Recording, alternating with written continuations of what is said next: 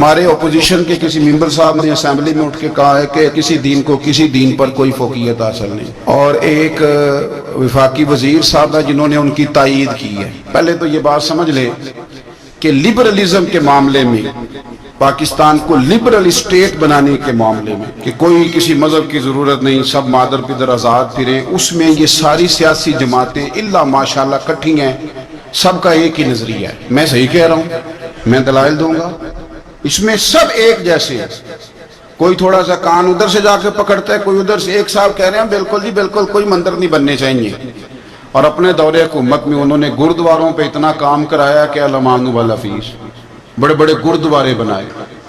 اور مذہبی لوگوں کی ہمدردیاں لینے کے لیے جب اپوزیشن میں ہوتے ہیں یا کمزور ہوتے ہیں تو پھر یہ کہانیاں بناتے ہیں۔ وہ جی کہتے ہیں کسی مذہب کو کسی مذہب پر فوقیت نہیں، وہ تمہارا کوئی مذہب ہوگا جس کو کوئی فوقیت نہیں۔ ہم تو مدینے والے رسول کے ماننے والے ہیں، جس طرح محبوب نبیوں کے سربراہ ہیں،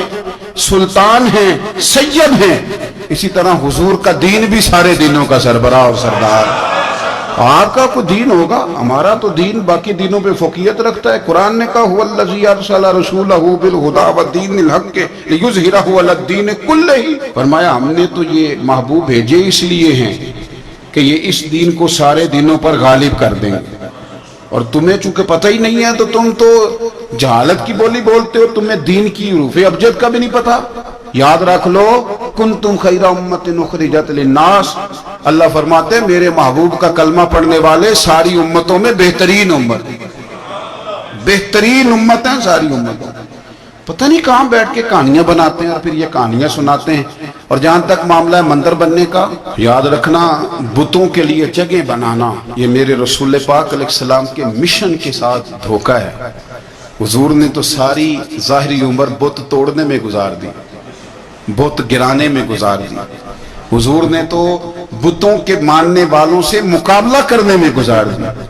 اور تم لگے ہو بت خانے قائم کرنے۔ کل جب پوچھیں گے بلا کے تم کو اپنے سامنے تو کیا جواب جرم دو گے تم خدا کے سامنے؟ پاکستان انشاءاللہ تعالی مندروں کے لیے نہ بنا ہے، نہ یہاں کوئی مندر بنے گے اللہ کے فضل۔ ہاں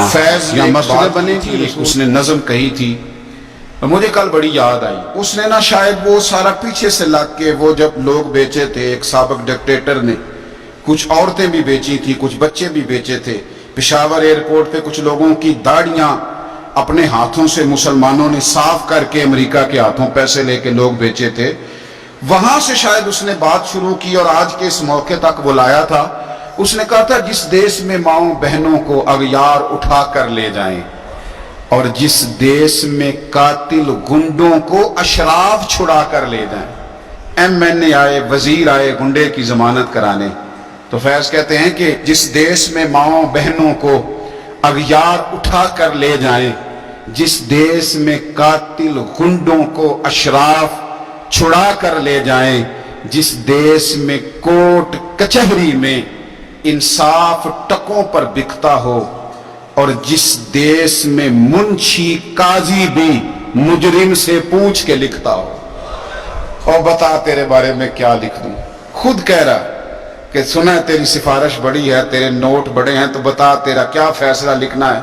ہائے ہائے، شاید اس سے درد نہیں ٹپکتا، اس سے بے حسی ٹپکتی ہے جملوں سے۔ جس دیش میں کوٹ کچہری میں انصاف ٹکوں پر بکتا ہو، جس دیش میں قاضی منشی بھی مجرم سے پوچھ کے لکھتا ہو، جس دیش کے چپے چپے پر پولیس کے ناکے ہوتے ہوں، جس دیش کے مندر مسجد میں ہر روز دھماکے ہوتے ہوں، جس دیش میں جان کے رکھوالے خود جانے لے معصوموں کی،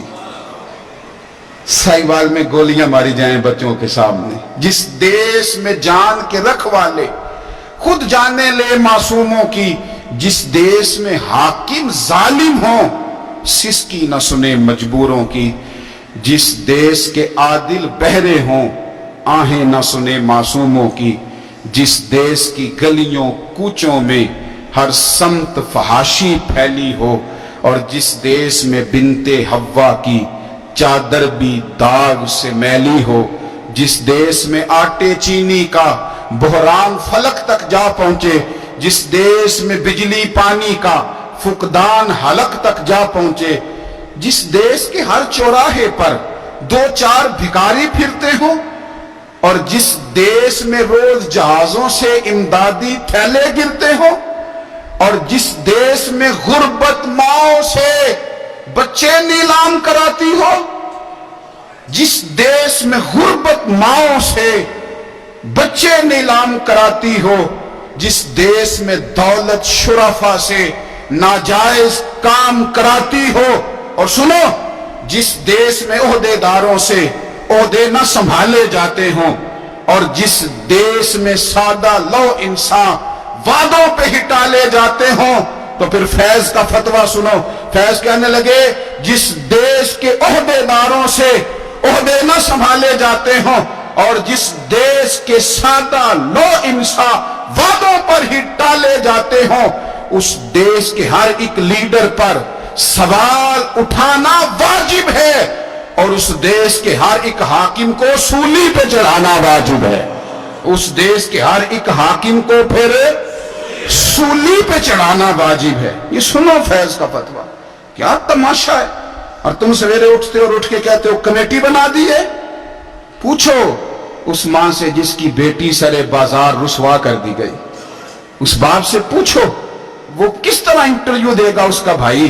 اور جب کچہری میں بلایا جائے گا اور جب سوال و جواب کیے جائیں گے، اور تمہارے تو پولیس کے اہلکار کہہ رہے ہیں وہ بی بی پہلے نکلی اکیلی کیوں، یہ تم جواب دے رہے ہو۔